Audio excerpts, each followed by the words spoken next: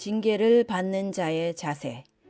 다윗은 밧세바와의 관계 일로 그 후 하나님의 징계를 받게 됩니다. 그래서 아들 압살롬이 대적으로 일어나 민심을 등에 업은 후에 다윗을 치러 예루살렘으로 진격해 오게 됩니다. 그때의 급한 상황이 이렇게 나와 있습니다. 다윗은 예루살렘에 있는 신하들에게 말하였다. 당장 여기에서 빠져나가자. 머뭇거리다가는 압살롬의 손에서 아무도 살아남지 못할 것이다. 그가 달려들면 우리만 참변을 당하는 것이 아니라 성에 남은 백성들까지 해를 입을 터이니 어서 서둘러라. 그래서 서둘러 다윗과 그를 따르는 무리들은 일단 예루살렘 성을 떠나서 피신을 가게 되는데요. 여기서 우리는 하나님의 징계를 기꺼이 달게 받겠다는 하나님의 공의의 심판을 피하지 않고 정면으로 수용하는 그의 정직하고도 겸손한 태도를 볼 수 있습니다. 첫 번째, 모든 사람을 피신시키고 마지막에 성을 빠져나가는 다윗. 멜 깁슨이 나오는 한 전쟁 영화 We Were Soldiers는 실화를 바탕으로 한 미국과 베트남과의 전쟁 이야기였습니다. 때는 1965년. 미국 군인 395명을 베트남 아이드랑 계곡 지역에 투입됩니다. 이 전투를 진두지휘했던 할 무어 중령 멜 깁슨은 전쟁에 투입되기 전 젊은 군인들에게 이렇게 훈시했습니다. 여러분, 모두들 살아서 집에 돌아가게 해주겠다는 약속은 할 수 없다. 우리가 전투에 나감에 있어서 내가 땅에 발을 가장 먼저 내딛고 철수함에 있어 내가 맨 마지막으로 발을 뗄 것이다. 나는 부하들 어느 누구도 적진에 남겨놓지 않을 것이다. 죽은 자건 살아남은 자건 모두 함께 집에 온다. 하나님이시여 도와주소서. 정말로 무어 중령은 적지에 가장 먼저 뛰어내렸고 맨 마지막에 헬기로 탈출할 때도 자신의 모든 부하들이 타는 것을 보고 자신은 마지막으로 헬기에 오릅니다. 부하들을 정말 사랑하고 부하들에게 본을 보이는 지휘관의 모습입니다. 비슷한 모습을 본문의 다윗에게서 찾을 수 있는데요. 왕은 왕궁을 지킬 후궁 10만 남겨놓고는 온 왕실을 거느리고 걸어서 피난길에 올랐다.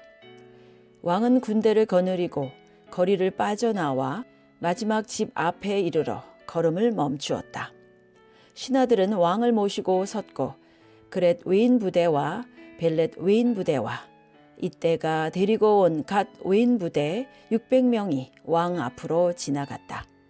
피난길을 출발했던 다윗 일행은 17절에 예루살렘의 마지막 집 앞에 이르러 걸음을 멈추었습니다.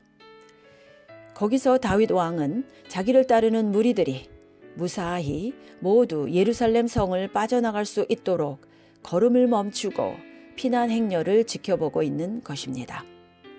18절에 부대들마저도 다 자기 앞서 지나가게 했습니다. 야복강 나루터에서 대열의 맨 마지막에 섰던 야곱과는 정반대의 모습입니다.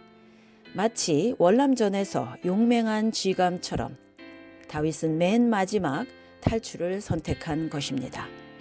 지금 압살롬의 군대가 시시각각 예루살렘을 향하여 진격해 오고 있습니다. 실제로 다윗 일행이 떠난 지 얼마 되지 않아 압살롬은 예루살렘에 진입하게 됩니다. 사무엘하 15장 37절. 그래서 다윗의 측근 후세가 성으로 들어가니 때마침 압살롬도 예루살렘에 들어와 있었다. 후세는 다윗의 부탁을 받고 예루살렘에서 압살롬의 동정을 살피기 위해서 피난 행렬에서 빠져나와 예루살렘 성으로 돌아왔습니다. 보니까 벌써 압살롬이 성을 점령해 있었습니다. 그러니 매우 급박한 타이밍인 것입니다. 23절에 모든 백성은 왕의 곁을 지나가며 크게 울었다고 했습니다. 피난을 떠나는 신세가 처량해서 울기도 했겠지만 가장 위험한 장소를 가장 마지막에 떠나겠다는 다윗 왕의 태도를 보면서도 그들은 울었을 것입니다. 그러니까 다윗은 하나님의 징계를 마땅히 받겠다는 것입니다. 죽으면 죽으리라는 자세였던 것이지요. 그리고 자기 목숨보다는 백성들과 부하 군인들의 목숨을 먼저 챙기고 있습니다. 이것은 하나님의 공의를 인정하는 태도요, 삶의 자세입니다. 이런 사람이 다윗처럼 하나님의 징계에서도 속히 벗어날 것입니다. 이 다윗의 모습은 또한 우리 죄를 위해서 우리가 당할 형벌을 대신 다 당하신 그 형벌을 피하지 않으신 그 십자가 형벌을 기꺼이 다 당하신 예수 그리스도의 모습을 떠올리게 합니다. 두 번째, 법궤는 머물게 한 다윗. 다윗 일행이 예루살렘 성을 빠져나올 때 제사장들이 법궤를 메고 나왔습니다. 다윗과 함께 떠나기 원했습니다. 성경에 보물을 들고 나왔다는 말이 없습니다. 대신에 법궤를 메고 나왔다고 합니다. 그러나 다윗은 법궤를 예루살렘 성에 머물게 합니다. 왕이 사독에게 일렀다. 하나님의 궤를 다시 성 안으로 모시도록 하오. 만일 내가 여호와께 은혜를 입는다면 다시 돌아와 제자리에 모신 이 궤를 보게 되지 않겠소? 만일 하나님께서 나를 보고 싶어 하지 않으신다면 어떤 처분을 내리시든지 받아야지요. 그러나 사독과 제사장 일행은 주저했습니다. 그러자 다윗은 재차 당부 및 명령을 해서 결국 법궤는 예루살렘 성으로 돌아가게 되었습니다. 여기서 징계를 받는 다윗의 겸허한 자세를 다시 보십시오. 그는 26절에서 이렇게 말합니다. 그러나 주께서 나에게 은혜를 베푸시지 않는다 해도 어쩔 수 없소. 주 뜻대로 하시기를 바랄 뿐이요. 다윗은 자기가 가진 왕의 권력을 어떻게 해서든지 총동원해서 자기가 당면한 위기에서 빠져나가려고 어떻게 해서든지 모면해 보려고 어떤 조작도 조정도 하지 않았습니다. 하나님이 자기에게 내리시는 벌이라면 기꺼이 받겠다는 것입니다. 이것이 참으로 회개하는 신자의 자세입니다.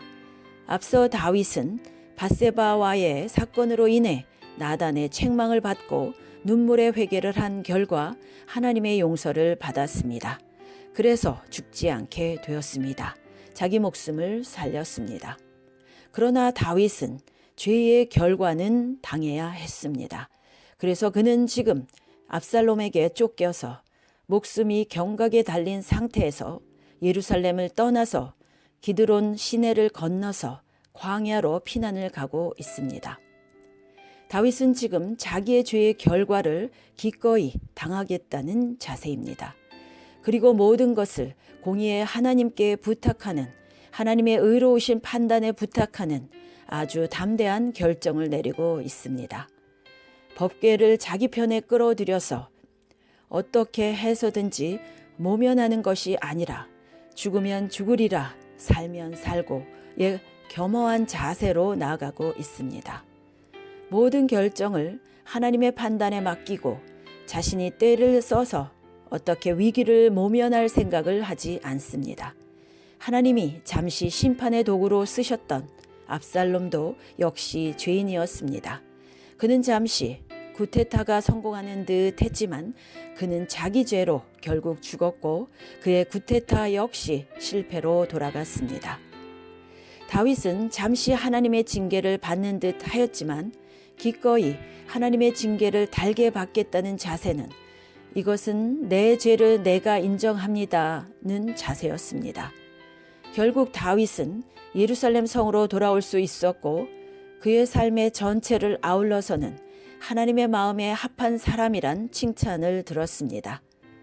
예수님은 우리 죄를 대신 지시고 십자가의 길을 가실 때 나는 하나님의 아들이니 하나님이 좀 봐주시겠지. 내가 내 죄로 인해 당하는 십자가가 아니니 하나님이 좀 살살 봐주시겠지 하지 않으셨습니다. 예수님은 우리의 모든 죄에 대한 대가를 당당히 받으셨습니다.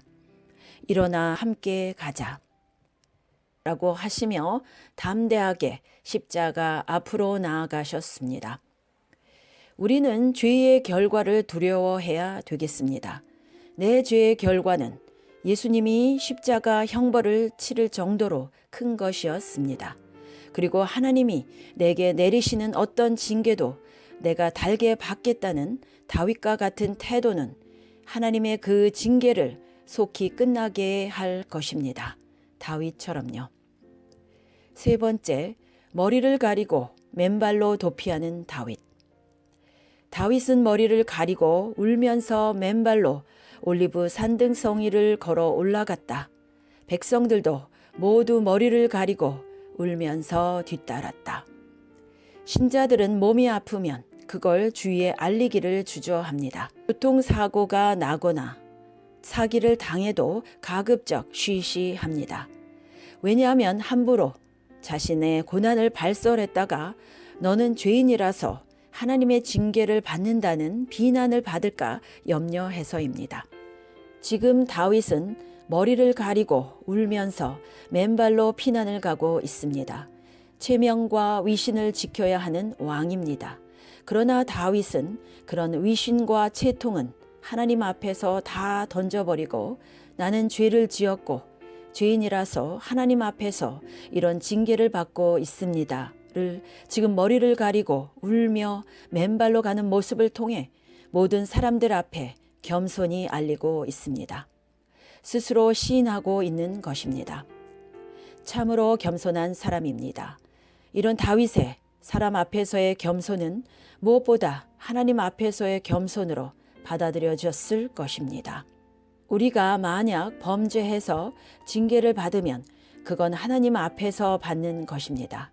그러나 사람들 앞에서 자신이 징계받음을 겸허히 드러낼 때 하나님께서는 그의 겸손을 보시고 그 징계의 손길을 조속히 거두실 것입니다. 내가 지금 내 죄의 결과를 받고 있습니다. 이런 겸손한 자세로 나아갈 때 하나님이 내리시는 그 죄의 결과로 인한 징계는 속히 끝날 것입니다. 다윗처럼요. 예수님도 십자가에서 우리 죄로 인한 수치를 공개적으로 당하셨습니다. 우리는 그런 주님의 은혜에 깊이 감사드리는 마음을 가져야 하겠습니다. 아멘.